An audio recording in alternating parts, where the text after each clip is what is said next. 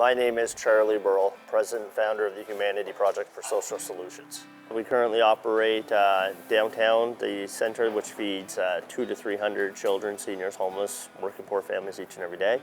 We run the shelter 2 blocks over on St. George, and that we house anywhere between 80 to 125 people.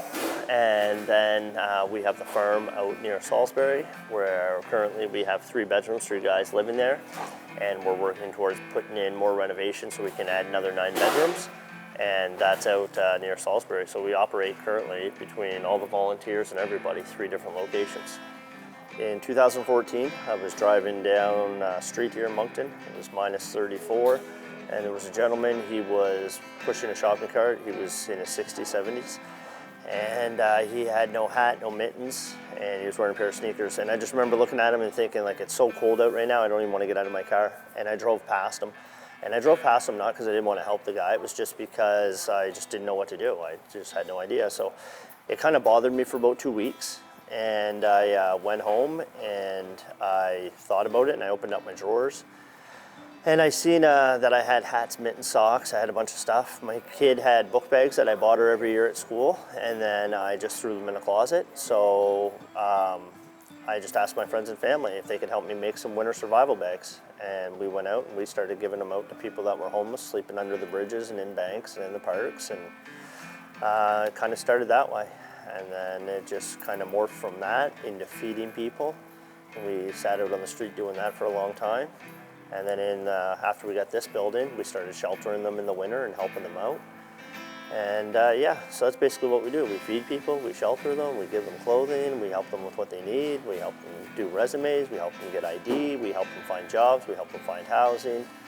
And now we have a farm where we're trying to turn it into a therapeutic community to help people with mental health and addiction issues.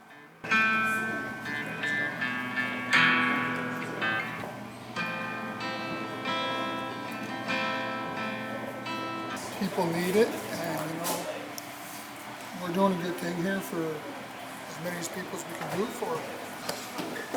All of these boxes that you see here are full of donated baked goods, everything from pies and cakes to rolls, various breads, bagels, and things like this. They'll be cut up into make a nice dessert for our friends. And I see that there's several of these here, all kinds of nice loaves. We also are the recipients of a lot of bagels that we use just about every Sunday for our breakfasts. This is our service door. This is where we give out all of our meals.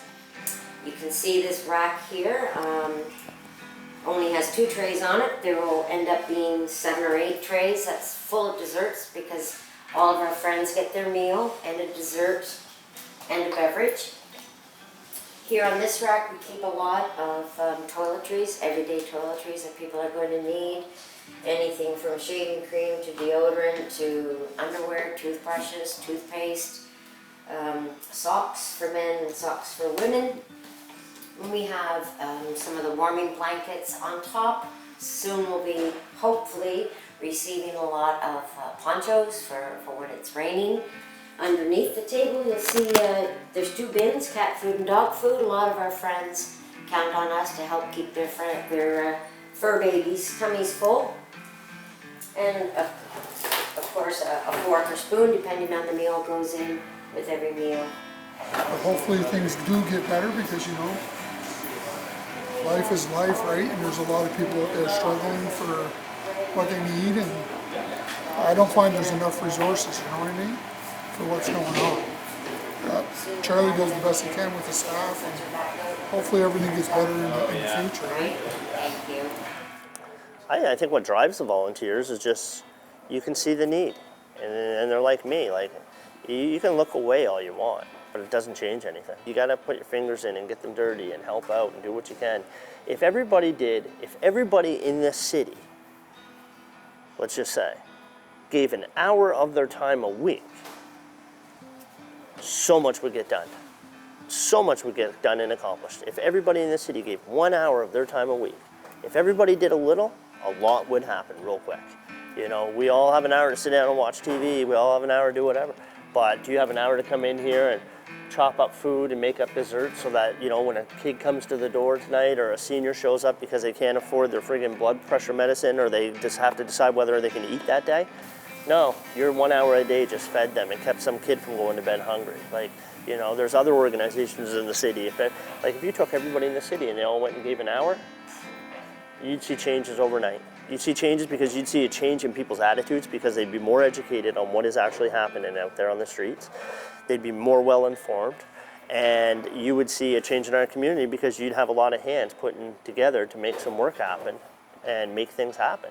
See, this is what gives me hope. Between the shelters this winter working together and with the help of social development and other organizations in our city, as of like a month ago, this is like a month, maybe a month and a half ago, I haven't seen the numbers lately, we had either housed or diverted 157 people away from homelessness.